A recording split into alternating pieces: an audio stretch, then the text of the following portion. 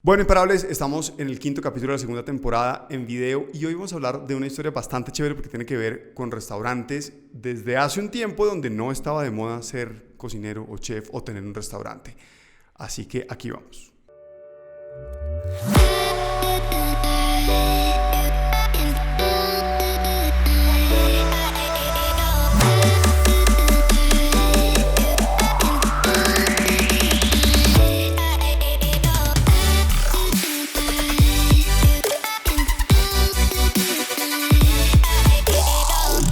Perfecto, hoy estamos con nada más y nada menos que Jorge Rauch, uno de los hermanos Rauch, dueños de varios restaurantes aquí en Bogotá, y vamos a hablar del tema porque la evolución ha sido súper chévere. Hoy está grabando todos unos temas de unos programas de televisión que tienen que ver con cocina, y quiero que me cuente eso. Para empezar, cuéntele un poquito a la gente, a los pocos que seguramente no lo conocen, ¿quién es Jorge Rauch? Bueno, yo soy Jorge Rauch, soy cocinero y bueno, ya tengo 20 y pico años en la profesión. Hoy día tenemos restaurantes, hacemos programas de televisión, hacemos de todo, un poco de todo para divertirnos. ¿De dónde nació la pasión por la comida, por la cocina, más que por la comida? Por la comida es muy de toda la vida, siempre me encantó comer desde chiquito, fui muy curioso y eso me lo fomentó mi papá un montón. El que siempre quiso ser cocinero fue mi hermano Marky. Yo estudiaba economía en Israel, me fui a vivir con unas compañeras de casa y terminé cocinando para no lavar los platos. Canje de yo, el que cocina no lava. Sí, el primer día que yo llegué a vivir con ellas, cociné y ellas se pararon y lavé los platos. Okay. Y el siguiente día cociné y se iban a parar a que yo lave los platos. Les dije, no, yo cocino, ustedes lavan. Y dijeron que bueno. Entonces yo, el deal más bien hecho que hecho. Cualquier hombre pensaría eso. Empecé a cocinar, la verdad que no me gustaba la economía, no era bueno para la economía. Los números no son necesariamente lo mío y además en hebreo era muy puto. Tiene que ser. Pues terminé cocinando y metiéndome en el rollo y viendo programas de televisión, comprando libros. Me novié con una de las compañeras de casa y ella me empezó a decir, bueno, yo invitaba gente a comer, todo el mundo le fascinaba, me la pasaba cocinando y decidí en un punto que eso era. Me fui a Inglaterra a estudiar cocina. Y ahí arranqué. ¿Cómo ha sido esa historia? Un poco, digamos que el concepto que yo tengo, no sé si cerrado, usted me dirá. La cocina, tengo entendido que es muy militar. Tanto, yo he visto que hay 3 ramas muy militares en la vida: medicina, la cocina y la milicia. Donde cuando usted entra son muy marcados los rangos, usted es el chef, el otro es el subchef, usted acaba de entrar, usted tiene ahí, y un poquito esa cultura de comer mierda. ¿Cómo fue su historia de comer mierda en la cocina o cómo fue ese proceso? ¿Cómo lo vivió? Es correcto, en la cocina es una jerarquía. Okay. Y es al estilo militar y se come mierda. Okay. Y en Europa se comía mucha mierda en esa época, eso era en los años 90. Entonces usted puede calcular que yo trabajaba en Hell's Kitchen. Okay. El programa de Gordon Ramsay. Así tal cual era la cocina en esa época. Y claro, fue un proceso duro, es exigente. La gente que estudia cocina no necesariamente son físicos cuánticos, ¿sí me entiendes? Gente que posiblemente no es buena alumna, es gente con un poco de problemas. Hay unos que terminan siendo muy buenos y otros que son un desastre. Entonces termina uno con unos jefes que posiblemente no son capacitados para hacerlo. Pero al final es una jerarquía y hay que aprender. Y yo sí, pues posiblemente por mi entrenamiento, yo creo que el éxito viene del trabajo duro. Ok. Eso es algo mucho más de mi generación que la de hoy día. Sí, total. Y capaz que yo no tengo la razón, pero yo todavía, eso es algo que es una creencia que tengo y no se me puede quitar. Uno trabaja duro, hace las cosas bien, llega al éxito. Ok. Se esfuerza, le mete las horas, le mete el tiempo, le mete el estudio, le mete la pasión y que las cosas se van dando. Y así fue mi vida. En algún momento de ese proceso de trabajar duro, comérsela toda, se encontró con momentos que dijera, uy, ¿qué hice? Me voy a retirar de esta vaina. Todos los fines de semana por los primeros 3 años yo llamaba a mi novia a Israel y le decía, no, voy a renunciar. Y al lunes seguía trabajando. Hubo una época, o sea, yo empecé en esta cocina en un restaurante que se llama Le Manoir aux Quatre Saisons. La escuela de cocina es una época feliz, yo fui a una escuela muy gomela, muy posh, donde todo el mundo era divinamente bien y pasábamos delicioso, la verdad que era muy fácil. Me consiguieron este trabajo en este restaurante que era el que yo quería. Para eso sirvió la escuela. Le Manoir 411, esto es al lado de Oxford. Era un restaurante de los más famosos del mundo en esa época, aún lo es. Y llegué a la cocina el primer día y me recibí, bueno, y fui a hacer la prueba. Uno cuando hace la prueba todo el mundo lo trata bien, lo tratan divino. Periodo de engaño. Y periodo de engaño, entonces llega uno feliz a su nuevo puesto. El primer día lo llevan y lo invitan al restaurante a cenar. Entonces uno, mejor dicho, no se la cree. Y al otro día llegué a la cocina y uno de sus chefs, que son los segundos de la cocina, me llevó y me puso, usted va a trabajar aquí. Y era la comida del personal. Entonces yo cocinaba la comida del personal por 8 meses. ¿Cómo fue ese proceso? Pues por un lado es un shock, porque uno quiere llegar y obvio. ser el huevón que cocina la comida del personal, pues... Sí, tiene como el el último. cielo y acaba de salir de una gran escuela. Claro. Y el tema. ¿Cómo Dicho fue eso, si no hubiera yo estado esos meses en esa cocina para el personal, posiblemente no hubiera podido entrar realmente en esa cocina, porque no hubiera tenido las herramientas. Fue un tiempo que me sirvió para entender cómo funciona una cocina. Las cocinas son sitios que funcionan muy distinto a lo que la gente cree, cómo funciona el orden, cómo se trabaja, cómo se relaciona la gente, cómo hay que tener rapidez en las cosas. Fue una época que me sirvió un montón y ya después arranqué en la jerarquía real de la cocina. ¿Cómo fue ese proceso de no desistir, de querer todos los fines de semana llamar a su novia en Israel y decirle renuncio, el lunes volver, y de dónde encontrar como esa fuerza y esa pasión a decir? Bueno, llamaba a mi novia, a mi mamá, a mi abuelo, a mi abuela, a todo el mundo. La verdad que empecé a estudiar economía en Colombia y no terminé, me fui a Israel a estudiar economía en Israel y no terminé. Entonces ya estaba bueno. Un poco era también, pues pucha, ¿yo qué hago ahora? Me voy a retirar de aquí, ¿qué hago? Me voy a otro sitio y vuelvo a empezar, ¿qué voy a hacer? Entonces ya dije, no, esta ¿Cuántos vez años no. tenía en esa época? 26 años, calculo. Que para la época ya estaba grandecito, Ya estaba grande, tenía claro. que tomar norte. Hoy en día es Claro. normal ver a un pelado El chino único de mayor que yo en 26. esa cocina era el chef. Entonces todos mis jefes eran peladitos mucho menores que yo. Pero muy, muy buenos, obviamente. Claro, claro.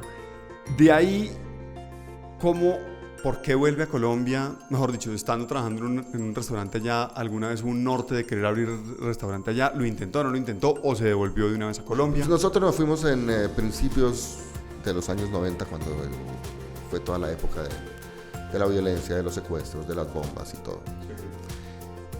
En esa época también a mi papá le fue muy mal en los negocios, quebraron los negocios y pues también decidimos irnos por ambas cosas.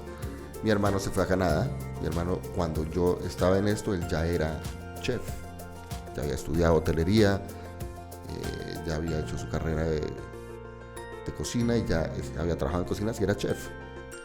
Entonces, eso es para contarle lo que usted me preguntó. Sí teníamos ese sueño de tener un restaurante algún día. Yo ya llevando 1 año y pico invité a mi hermano a que estuviera un par de semanas en Le Manoir. Y él vino a ver qué es lo que hacía yo. Y él, siendo chef de una cocina en Vancouver, se dio cuenta de que lo que él había aprendido no era lo que se necesitaba. Y él de verdad fue muy consciente en ese momento, pues él vio lo que se hacía allá y se le abrieron los ojos y él decidió volver a empezar. Y volvió a empezar en pastelería y empezó de cero. De ser chef en un restaurante, volvió a ser un auxiliar de pastelería. Y entrenó en la forma que se debía para poder hacer lo que nosotros nos soñábamos. En ese momento es que como que nos dividimos, a él le encantaba la pastelería, él decidió que él iba a ser pastelero, yo iba a ser chef, y que si íbamos a abrir un restaurante, ni idea cuándo. Claramente que él también tenía que volver a recapacitarse en esa área. Un par de años después decidimos, bueno, vamos a abrir un restaurante. Eso fue en el año 2001, yo creo. En esa época en Colombia, ya Uribe era presidente. Yo no sé si se acuerda de esa época bien, pero empezó a llegar la noticia de que ya podía uno en Colombia no podía salir a la finca porque lo secuestraban. Totalmente. Uno no podía ir por carretera. Entonces empezó a salir una noticia de que había unas caravanas y que la gente estaba saliendo en carretera. Y eso cambió la psicología, la psiquis de Colombia. Es solo eso. Entonces como que empezamos a ver, vale, pues, ya las cosas están mejorando, ¿por qué no vamos y miramos? Sí, ahí arrancó la campaña Vive Colombia, viaja por ella, y se Exacto. organizaban todas las caravanas grandísimas, y era todo el mundo al tiempo, y había seguridad y todo un despliegue. Sí. Y eso cambió Colombia. Colombia venía de una desesperanza tremenda, y para que vea cómo cosas pequeñas hacen grandes cambios. Eso fue lo más importante que pasó en el gobierno de Uribe, porque logró recuperar la confianza de la gente en su país. Sí. Porque la guerra siguió pasando mil cosas, claro que les dio buen palo, y fue una buena época. Entonces Marky y yo decidimos en ese momento, pues con mi otro hermano, somos todos socios, que pues vamos a explorar Colombia. Y ellos se vinieron antes, empezaron a mirar, después yo me vine y pues terminamos en Bogotá de vuelta. ¿Cuándo abren ese primer restaurante en Colombia? Con muy poca plata, la abuela nos tenía una plata, que no era mucho, y algo que Marky logró comprar un apartamento, lo que le sobró lo vendió, y con eso arrancamos. Eso fue en el año 2003, 2004, ya no me acuerdo. Creo que en el 2003 abrimos Criterion. 2003. En esa época, en un país que hasta ahora se estaba recuperando, que ustedes estaban llegando con todo esto, ¿qué tan grande era la plaza gastronómica en Colombia? Porque digamos que yo lo que he visto, lo que he vivido, yo creo que el boom ha sido como en los últimos 10 años, el boom de uno ver restaurantes abriendo y abriendo y abriendo. En esa época, ¿cómo era? En esa época ya había muchos restaurantes. Claramente no hay lo que hay hoy día. Llegamos a abrir el restaurante con poca plata, y la primera decisión era dónde abrimos el restaurante. Entonces, en esa época existía la zona T y el Parque de la 93, pero a nosotros o lo abrimos en una zona buena y nos garantizamos el flujo, o nos abrimos en una zona que no sea buena. Claramente la decisión fue que teníamos que abrir en una zona que no existiera, porque no nos alcanzaba la plata ni para pagar la prima de un arriendo. Entonces conseguimos un día caminando la zona G, que no existía. Había unos restaurantes. Una amiga de la esposa de mi papá nos dijo: esa casa la están vendiendo. Yo, pues, ¿qué vendiendo? ¿Qué? Si no tenemos ni para la prima. Pero pues decidimos entrar. Era una financiera, y no solamente agarramos esta casa, sino que la compramos, y ellos nos prestaron la plata. Okay. Entonces, salimos con una casa propia antes de arrancar, que fue maravilloso. Y bueno, la idea del negocio siempre era hacer lo que nosotros habíamos aprendido. Lo que nosotros habíamos aprendido no existía en Colombia. En Colombia en esa época los restaurantes eran étnicos. O sea, uno iba a un restaurante francés, italiano, español, y uno escogía la comida por el tipo de comida que había. Nosotros no traíamos una comida de ningún país, sino una comida de autor. Entonces era un riesgo enorme. Tratamos de hacer un sondeo, una especie de mercadeo, a ver qué es lo que hay. Entonces uno tenía que servir las porciones que servía Harry Sazón, que eran así gigantes, y tenía que vender 1,000 pesos más barato que Leo Katz. Eso es lo que decía el mercadeo. Y o sea, queda uno totalmente como perdido. Entonces yo le dije a Marky: vamos por lo que vinimos, vamos a hacer lo que aprendimos y vamos a hacer lo nuestro. Y esa es la propuesta, y nos vamos a arriesgar. Y vamos a ver qué pasa. Y afortunadamente abrimos Criterion, y Criterion pegó. A las 3 semanas estaba lleno. Fue una época, o sea, claramente uno tiene que tener el timing correcto. Sí. Y la propuesta era novedosa. Y éramos 2 hermanos, 2 calvos, que hacíamos una comida diferente, y llamamos la atención mucho desde el principio, desde el punto de vista mediático. Y el restaurante fue un hit, y ya arrancamos. Criterion con su comida de autor. En esa época uno pedía un pedazo de carne, y aparte le traían el acompañamiento, que era papa, arroz o ensalada. Era así. Nosotros teníamos platos donde cada plato era diseñado especial, cada acompañamiento era para cada plato. Al principio con el personal de cocina fue muy difícil, porque ellos no sabían hacer una salsa, que no existía el conocimiento, nadie las hacía, no existía. El único chef que existía en ese momento era Harry. Pero Harry aún en esa época ya ha cambiado mucho lo que hacía comida tailandesa. Sí, cuando tenía el restaurante. Llegamos a hacer comida de autor. O sea, este plato que no es un plato que me inventé yo, que lleva esto y esto. En esa época posiblemente la tendencia era un poco más francesa que ahora, pero era muy, muy diferente. Y en eso, pues nosotros sí cambiamos el escenario gastronómico en Colombia, porque fuimos los primeros que trajimos una propuesta de esas. Mentiras, también en esa época había un chef que se llamaba Michael Furmansky, que empezó un poquito antes que nosotros y no la logró. Entonces el miedo estaba ahí. ¿Quién sabe? ¿Cómo manejaron ese miedo? ¿Cómo afrontaron? Porque llegar con poca plata, con la cosa, y hay mucha gente que me ha escrito también los imparables de muchos proyectos y me dice, pero es que no sé si arriesgarme porque no sé si funcione. Y pues yo siempre digo, pues uno nunca va a saber si funciona o no, pero uno ¿cómo nunca manejar sabe. ese miedo? O sea, siempre, pues el futuro siempre es incierto en cualquier cosa, ¿no? Pues la tranquilidad es que habíamos entrenado muy bien y sabíamos ya en esa época cocinar muy bien. Sabíamos muy bien el oficio. Y claro que era un riesgo enorme. Yo creo que si el restaurante no pega los 2 primeros meses no hubiéramos aguantado. O sea, íbamos justitos con lo que había. Y gracias a Dios se dio. ¿Qué tal es eso de trabajar con el hermano? Pues no solo con el hermano, eso es un negocio de familia. Hasta nos hicieron un reality.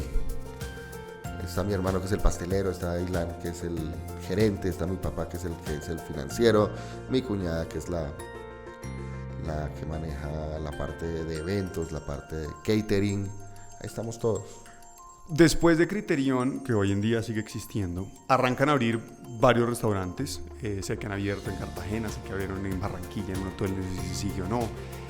¿Cómo ha sido ese proceso de abrir más? ¿Y lo han abierto ustedes solos? ¿Han buscado socios inversionistas? ¿Cuál ha sido su modelo de restaurante? Tenemos varios modelos distintos, hemos abierto ya restaurantes, hemos cerrado apenas un par. En ese momento tenemos 9 y un par de proyectos ahí andando. Hay varios restaurantes que son propios, donde la inversión la hacemos nosotros o nos financiamos con alguien. Hay otros que son franquicias. Una franquicia es cuando uno pone su marca, su conocimiento, su know-how y alguien invierte y uno va como por un porcentaje. Y hay otra metodología que tenemos también, que es donde operamos restaurantes con la inversión de otros. También un poquito tratar de diversificar el negocio desde el punto de vista de riesgo, porque si todo está en la misma canasta, algún día uno no sabe qué puede pasar. La economía en Colombia nomás los últimos 2 años ha estado muy difícil y eso lo pone a uno a pasar aceite. Entonces tener distintas modalidades de negocio para restaurantes donde uno se cubra un poco. Además de los restaurantes, algo que es claro para mí por lo menos, es que lo más importante no son los restaurantes sino es la marca. Y nosotros en los últimos 16 años nos hemos logrado crear una marca, que es una marca que la gente conoce por la calidad, por el producto, capaz por el precio también, pero que es una marca que está muy bien posicionada y que posiblemente gran parte de la gente en Bogotá y en Colombia sabe qué es y quiénes somos. Mucha gente creería que por eso mismo de la marca, porque sé que hicieron en su momento el Signature con McDonald's, sé que tuvieron productos en Carulla con los puntos, los temas del reality y todo esto que gira en torno alrededor de la marca. Muchas veces la gente cree que una marca son precios exorbitantes. Todos sus restaurantes son del nivel de Criterion, tienen de diferentes cosas para diferentes públicos. ¿Cómo es eso? Para empezar, que Criterion no es el restaurante más caro de Bogotá. Ni el segundo, ni el tercero, ni de total. Y capaz que no está entre los 10 más caros tampoco. Sí. Que capaz sí es uno de los mejores, sí. Tenemos distintos productos gastronómicos, tenemos distintas marcas que son de distintos precios. Y claramente que muchas veces el reto es que la gente no crea que todos son del precio de Criterion. Pero bueno, eso es parte de la... ¿Cómo han manejado ese tema de la comunicación? De poder hacer que la gente vaya y diga, oiga, fueron, no sé, a que tiene que ver más con bistro o con lo que sea y darse cuenta que es mucho más asequible. La gente también al final de cuentas es curiosa y si ven que encuentran un buen producto al precio que están buscando, pues lo repiten. Entonces no es algo que se va dando. ¿Qué tanto la gente repite los restaurantes? Yo alguna vez leí que hay un estudio que es muy difícil casi que hacer que una persona llegue la tercera vez al restaurante. Es correcto. Pero que una vez llega la tercera, la probabilidad que vuelva una cuarta es mucho más alta. ¿Cómo funciona eso? ¿Cómo manejan ustedes todo el tema de clientes fieles, de cosas? Depende del restaurante. Okay. O sea, Criterion tiene una ventaja y una desventaja, hablando de Criterion, de que es un restaurante de ocasiones especiales. La gente sabe que el día de la madre va a Criterion, que el día del padre va a Criterion, que el día del grado va a Criterion, que el día del de la pedida de mano es un restaurante de ocasiones especiales. Y por otro lado, Criterion es un restaurante al que llegan muchísimos extranjeros, que eso ayuda un montón, porque un restaurante solo de ocasiones especiales no vive. Y como usted dice, la gente, es que uno mismo, o sea, abren tantos restaurantes que uno va y prueba, le gusta, repite, vuelve otra vez, pero ya abrieron otro más, entonces la gente va rotando. Entonces toca estar muy activo en tratar de promocionarlos, tanto en redes sociales como en cualquier forma que toque. Ya, por ejemplo, un sitio como el que tenemos en el Andino, que es una cafetería, un café, es un sitio que de golpe no es un destino, pero es un sitio donde la gente que está de paso entra. Abrimos local by Rauch, que es el restaurante que tenemos de comida colombiana. Buenísimo, las empanadas del taco me encantaron cuando fui. Y también está un poco pensado para que la gente vaya, se llena mucho el fin de semana de locales, pero también es un restaurante que está pensado para que vaya gente de afuera. Mantener uno vigente un restaurante con la población local es muy difícil, por lo que usted dice. Entonces toca trabajar muy duro. Y hay unos restaurantes que lo logran, pero son contados con la palma con los dedos de la mano. Son muy pocos. Por eso muchos de los restaurantes que abren cierran. Y no solo en Bogotá, no solo en Colombia, sino en el mundo. ¿Qué ha sido lo más difícil de emprender de este camino? Cuando uno pasa de un restaurante a 3, a 4, a 5 y uno es una pyme ahí, es bastante difícil. Porque uno ya no tiene el control de todo lo que hay en los restaurantes. Y uno por el otro lado tampoco es suficientemente grande para contratar la gente que pueda hacer el trabajo bien. Entonces es una lucha para o quedarse uno pequeño o salir al otro lado y crecer. Acaba de hablar del tema de tener el control como de todo. ¿Alguna preocupación entre esa creación de marca, entre que el producto, porque al final pues al ser la marca Rauch, todo termina siendo como comida de autor de cierta forma, que la calidad no se dañe, que decir, pucha, que mi nombre, que mi marca no se ponga en tela de juicio teniendo tanto y no teniendo tanto el control? Eso es lo más difícil, claramente, que el producto no sufra. Y se logra. Claramente que uno con 9 no puede tener el control que tiene con 1. Y el que diga que es capaz es mentira. Ni los grandes chefs del mundo tienen el mismo control de calidad en todos sus restaurantes. Entonces, por un lado, pues aprender a delegar muy bien, a trabajar muy bien, a hacer negocios de restaurantes que sean muy distintos a Criterion, que requiere de tanto cuidado, cosas que sean más casuales, donde un error se perdone un poco más, donde las cosas sean más fáciles de ejecutar, donde la gente quiera repetir. En estos 16 años, ahorita que menciona lo del error, ¿cómo ha sido la evolución del cliente? Hoy en día yo creo que no solo que en cocina no se perdone un error como uno ve en los programas de televisión, sino un error a un cliente y puede ser una pataleta en redes sociales, un tema gravísimo, unas vainas. ¿Cómo ha sido manejar a ese cliente que va evolucionando y que en teoría es más conocedor y más refinado y que por eso jode más? Pero ¿cómo ha sido esa evolución de la clientela? Porque no es solamente en los restaurantes, sino la evolución del mundo por la información. Y no hablemos de los últimos 15 años, porque en los primeros días de golpe no pasó mucho, sino en los últimos 5 años es demasiado tremendo. O sea, uno ni siquiera, uno ya acaba de reinventar y ya tiene que volver a empezar, porque el cliente tiene demasiada información. Como hay tanta información, es mucho más fácil abrir nuevos restaurantes. O sea, uno hace 15 años para un restaurante tenía que viajar, mirar, analizar. Sí, ustedes traen una propuesta de hoy día Inglaterra. uno más entrando a internet y a las redes sociales sabe qué es lo que está de moda y es mucho más fácil replicar. Entonces se vuelve mucho más complicado cada vez uno poder mantener la caña. O sea, es incierto el futuro de los restaurantes. Por eso el año pasado y antepasado cerraron un montón de restaurantes en Bogotá y empezaron a abrir cosas mucho más pequeñas, donde el riesgo es mucho menor, donde la propuesta gastronómica es mucho más limitada. Sí, las sitios cartas. Donde posiblemente el retorno de la inversión es mucho más rápido. En toda esta evolución que han tenido con todos los restaurantes, ¿algún sueño que tenga de galardones culinarios o está ahorita más enfocado en el tema de negocio, de mantener su marca, de estar bien? ¿O cómo es eso? Porque pues, todo el mundo ve las películas, la estrella Michelin, y el estrés y las vainas. Pues afortunadamente lo que hay todos nos lo hemos ganado. Las estrellas Michelin no llegan a Colombia, pues me encantaría ganármelas si llegara. Capaz que algún día llegan, por ahora no están pensando en Colombia, van a ir a Chile y Perú. Okay. Y vamos a ver, basado en eso ya están en Brasil. Si llegan a Colombia, pues trabajar para ganarnos una, por lo menos. Chévere. O sea, los premios son muy chéveres, pero son peligrosos también. Y no solo para los negocios, sino para uno. Entonces yo soy muy pragmático con los premios y me encanta ganármelos, pero hago el mayor esfuerzo para olvidarme de ellos al día siguiente. ¿Por qué? Porque, por un lado, si uno se cree el cuento, es más difícil ir a trabajar. Y uno cree que ya llegó a un sitio que no existe, uno no llega a ningún lado. Entonces toca seguir trabajando y lo único que vale es hacerlo bien todos los días. O sea, esos premios lo único que le traen a uno es más responsabilidad.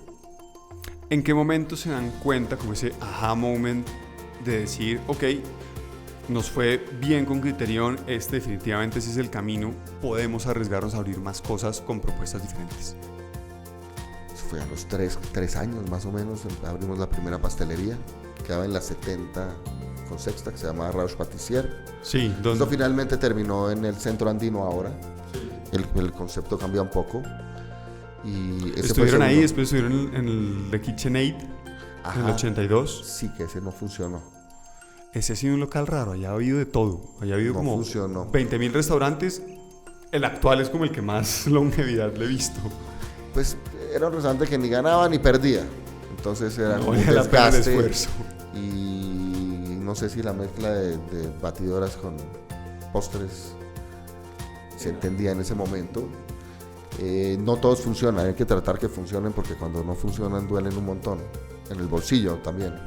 ¿Y alguna diferencia entre, pues seguramente sí, pero entre manejar un restaurante y una pastelería? Es muy diferente. Y pues la racional en ese momento es, pues Márquez pastelero, aquí él tiene mucho menos trabajo, son 7 postres contra 30 platos fuertes, hagamos algo con la pastelería. Pero hacer pastelería es un negocio muy distinto, muy distinto. Es más, yo todavía no lo entiendo, personalmente. Entiendo restaurantes, pastelerías, panaderías, no entiendo. Pero pues esto terminó siendo R, que es lo que tenemos en Andino, que es lo que está ahora en Parque La Colina, y que es un proyecto que la idea es que se replique. Entonces se ha venido evolucionando de tal manera en que funcione. Después de eso abrimos Bistronomy. Sí. Después de eso que también está ahí en la 70. Está en Usaquén y está en Villavicencio. Ah, ok. Hubo un Bistronomy. Hubo ahí uno también. Ahí también. Esa es una casa rara también, donde nada funciona. Que montar un Bogotá Beer Company. Perdón la cuña, pero esos manes donde montan un chuzo los llenan. Algo así. Todos los locales malditos de Bogotá, en Usaquén y en el parque los han salvado esos manes. Después montan. Conoce su producto y ya después de eso, cuando no funciona algo como algo nuestro y algo más, ya el valor del arriendo tiene que ser mucho menor. ¿Cómo ha sido ahorita que dice el valor del arriendo?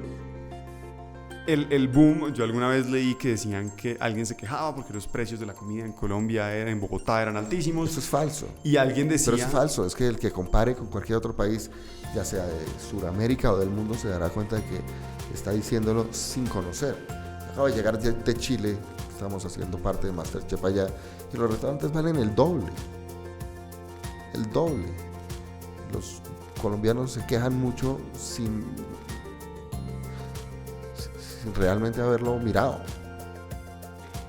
Porque parte de la, no excusa, pero respuesta que de alguien era que el problema no era en sí el restaurante, sino que los arriendos estaban excesivamente caros, que la gente se había dado cuenta del boom de restaurantes y los dueños de los locales decían, o sea, montar un restaurante, pues le cobro un cojonal. Eso que el problema ahí no es para el comensal, porque la comida en Colombia no es cara. El problema es para nosotros, que tenemos que entrar en restaurantes con unos arriendos muy altos y no se puede cobrar lo que es, porque el mercado todavía no está dispuesto a pagar. Yo un día hice un estudio y lo hice a conciencia. Todos los restaurantes del 50 de América Latina comparé los menús de degustación con el de Criterion, y si no era el más barato de los 50, era el segundo más barato.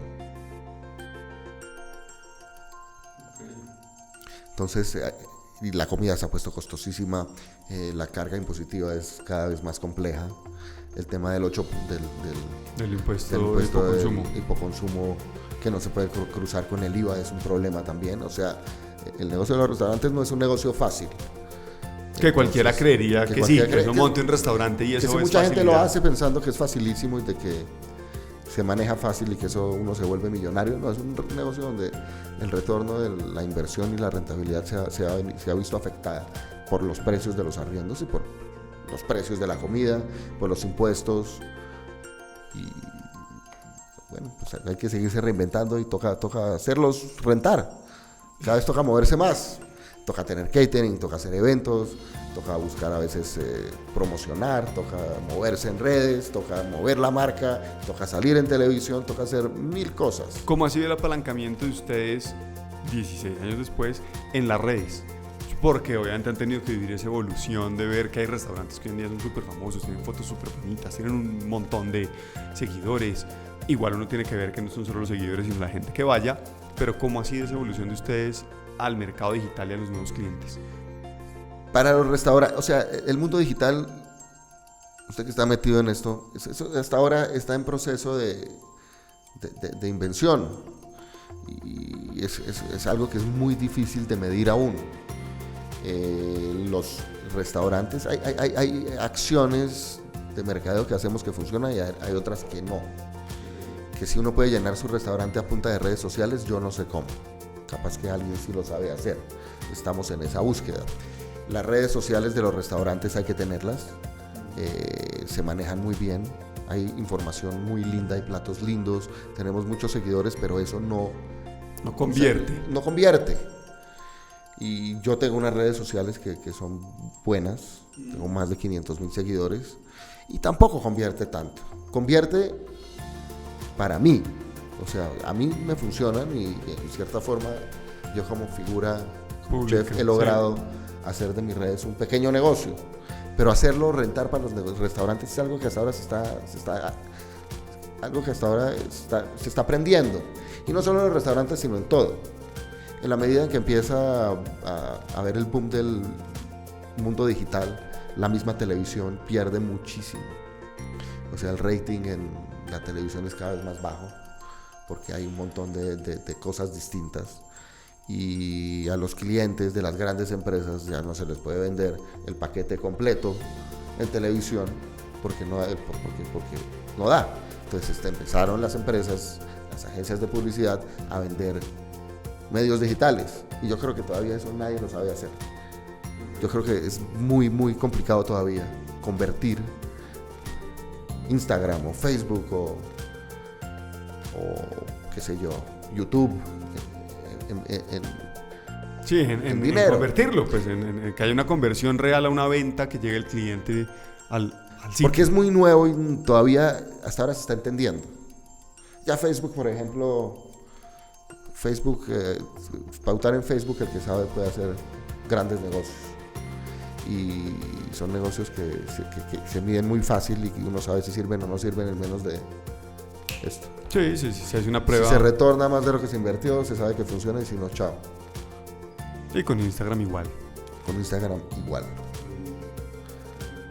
Pero sí, o sea, ¿para qué me dejar no me quejo de las redes, pero todavía creo que es algo que para los restaurantes está en proceso de aprendizaje, para los míos por lo menos. ¿Y cómo ha sido la evolución suya como figura pública y con exposición, gracias a todos los convenios, a los realities, a las cosas que está haciendo? Bueno, yo ya llevo saliendo en la televisión pues 12 años casi. Mi hija tiene 11 y yo hice el programa antes de que naciera, 12 años. Hace 12 años hicimos el primer programa en un canal que se llama El Gourmet. Sí. En esa época era un hit salir en El Gourmet. Somos los primeros colombianos. Cosas y vainas. Y bueno, en el momento en que uno empieza a salir en la tele, pues todo cambia un poco. Después hicimos un par de realities en un canal que se llama Utilísima, en otro que se llama Fox Life, pero salir en la televisión nacional, o sea, MasterChef sí cambia todo. Claro. porque eso sí lo ve mucha gente. Sí, porque el gourmet era televisión por cable. La televisión por cable es muy atomizada y es en muchos países. Cuando uno ya hace televisión abierta, sí claramente que cambia, y es muy chévere porque pues primero es chévere hacerlo, segundo es chévere lo que esto conlleva, lo que trae, pues, para poder aprovechar en mil cosas. ¿Cómo fue entrar al gourmet? ¿Cómo fue esa experiencia, llegar por primera vez a televisión? ¿Cómo llegaron? ¿Los contactaron ustedes? ¿Buscaron? ¿Cómo era ese proceso? Nos llamaron a hacer un casting para el gourmet, y la verdad que yo desde el colegio yo tenía pánico de exponer en público. O sea, era malísimo, me moría del miedo, sudaba. Y nos hicieron un casting que era una bobada. Y nos escogieron. Quién sabe por qué. Igual alguien más me aceptó, no sé. No teníamos ninguna experiencia. Y lo que sí es que me acuerdo, el día que yo más susto he tenido en mi vida y más cansado he quedado es el día que hice el primer capítulo en el gourmet. ¿Por qué? Cuénteme un poquito. Nada, porque llega uno, se para con las cámaras, empieza a cocinar, uno no sabe qué hacer, empiezan a salir unos letreros que quedan 30 segundos y yo no los veía, el programa eran 23.5 minutos, 23 minutos y medio, y yo iba a los 27 minutos y no me daba cuenta que me estaban parando, yo estaba, o sea, mierdero. Pero pues ahí arranqué, y después de hacer el primer capítulo, el director se me acerca y me dice, oiga, usted tiene futuro en la televisión. Y le dije, muchas gracias por el ánimo, gracias por ser querido. Pero ¿qué pasó? Pero en verdad me dijo, no, es en serio, acuérdese de mí. Y así fue. ¿Cuántas temporadas del gourmet? ¿Eso cómo Hicimos fue? 2 temporadas en el gourmet. Hice una con Marky y hice una solo. Eran los hermanos en la cocina y la otra se llamaba Las claves de Jorge Rauch. Y en esa época era chéverísimo salir en el gourmet. Salían chefs de distintas partes de América Latina y todos éramos amigos, era muy chévere. ¿Eso se grababa en dónde? ¿En Colombia? En Colombia. Los nuestros en Colombia, generalmente el resto lo grababan en Argentina. Yo tuve la suerte de que nunca me ha tocado viajar a grabar a ningún lado. Excepto ahorita. No, se grabó en Colombia, Masterchef Chile. Ah, sí. Grabamos a hacer ciertas cosas, pero se grabó acá. Después del gourmet vienen los otros dos realities y después le hacen un reality a ustedes de hermanos. Después de esto viene un reality que hicimos con mi hermano que se llamaba Cocineros al Límite. Y salimos Mark y yo, cada uno tenía un equipo y competíamos y pegábamos unos puteadones impresionantes. Pero fue también. Fue el primer reality de cocina que hubo en América Latina. ¿Cómo ha evolucionado ese tema de los gritos y de la milicia dentro de la cocina? Porque todo el mundo dice, es que los millennials se aguantan menos y se frustran más. ¿Ha habido un cambio en los...? Sí, total, se aguantan menos y se frustran más. Y claramente que uno aplica como aprende. Yo aprendí en Europa, donde era muy estricto. Pasado un par de años se da uno cuenta de que primero no hace falta, sigo siendo muy estricto. Okay. Y segundo, la cultura es distinta acá. Y tercero, claramente las nuevas generaciones aguantan menos y se frustran más. Es una realidad. ¿Qué ha hecho con eso? Nada, con paciencia. Toca aprender a manejar el negocio distinto, toca aprender a manejar las cocinas distinto y el personal rota mucho más que antes. Vamos a ver si los millennials con toda esa rotación de puestos y todo logran ser mejores que la generación anterior. Pues, seguramente que sí. Gente que haya pasado por su cocina, que haya abierto nuevos restaurantes. Varios. ¿Y cómo ha sido ese proceso? O sea, independiente de lo que sea, posiblemente la mejor escuela de cocina que ha habido aquí en los últimos 15 años es la nuestra. Eso me parece chévere y saber cómo la mejor que me diga varios, porque yo he notado que en Colombia... Bueno, está Nico de Subiría, él empezó en Criterion. Hay varios. Chévere. ¿Cómo lo han manejado ustedes? Obviamente pues ustedes hicieron lo mismo y yo creo que esa es la escuela normal de un chef, pues hace escuela en otro restaurante y después se arriesga. Eso es lo normal. Pero he oído de gente que se ofende, como, es que este man vino acá, me aprendió, ahora va a montar la competencia o alguna vaina así. ¿Cómo ha sido eso? No, es normal, claramente, pues la gente quiere su trabajo de por vida, hay otra que quiere aprender y quiere emprender y eso es normal. Para mí es muy grato que la gente que trabaja conmigo la saque adelante. Es un orgullo. Eso habla bien de mí también. ¿Cómo ha sido perseguir ese sueño de la cocina durante 16 años? A usted, a nivel personal, a nivel familiar, a nivel laboral, todo. No, yo, o sea, soy muy afortunado, he tenido una carrera tremenda y una vida tremenda con mi trabajo y le doy gracias a Dios. Y todavía tengo para rato, espero.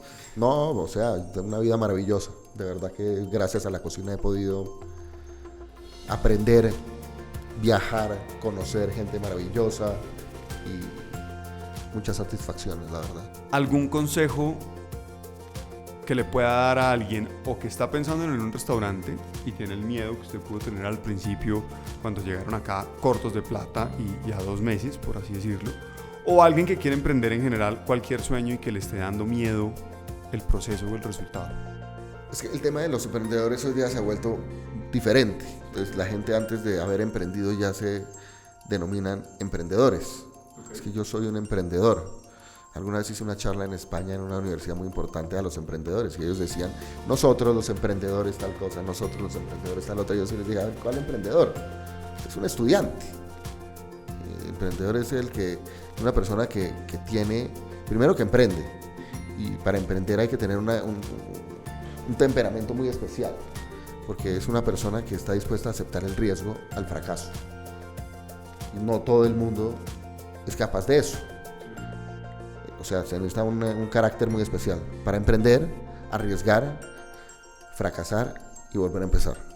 Eso no es para todo el mundo. Dicho eso, los emprendedores, lo primero es que claramente hay que tener muy buenas ideas. Lo segundo es que hay que tener experiencia. Si uno quiere abrir un restaurante, uno tiene que haber por lo menos trabajado en algunos, y entre más tiempo haya trabajado, menos se va a equivocar en el restaurante que abra. O sea, es mejor equivocarse con la plata de otro que con la plata de uno. Ese es el consejo. O sea, hay que tener un poco de experiencia. Uno no puede lanzarse, o sí puede, no debe lanzarse al agua de una, porque la posibilidad de fracaso es mucho más alta. Y el fracaso muchas veces no es fácil de asimilar. Entonces, alguien que se lanza, fracasa, capaz termina o en otra profesión, o termina haciendo algo que no quiere porque termina apaleado, en el ego, sobre todo, y en el bolsillo.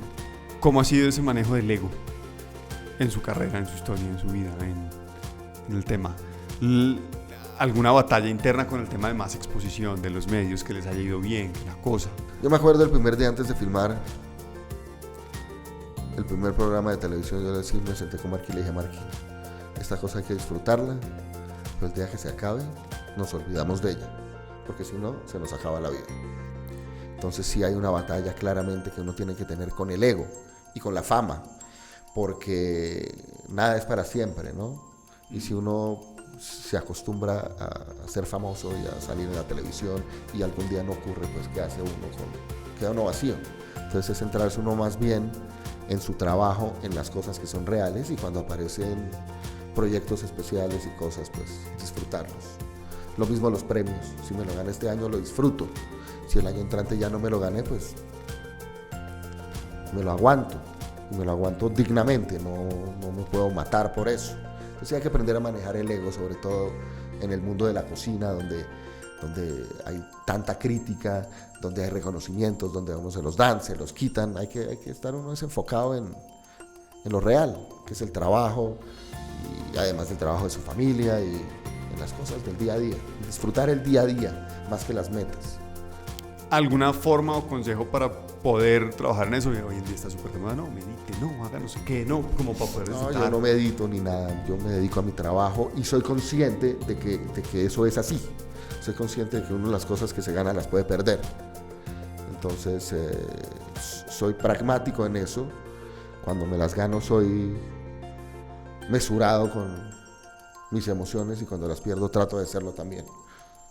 Bueno, pues Jorge, muchísimas gracias. Muchas gracias a usted. La idea Buenísimo. Era poder oír un poquito de su experiencia, compartirlo con los imparables y hacer eso. Pues ya saben, una historia berraquísima. Creo que es un imparable. Creo que la cocina a mí siempre me ha parecido un mundo muy difícil. Tengo amigos. Pero es fascinante también. O sea, que al que le gusta lo va a disfrutar. Al que no le gusta no aguanta un mes.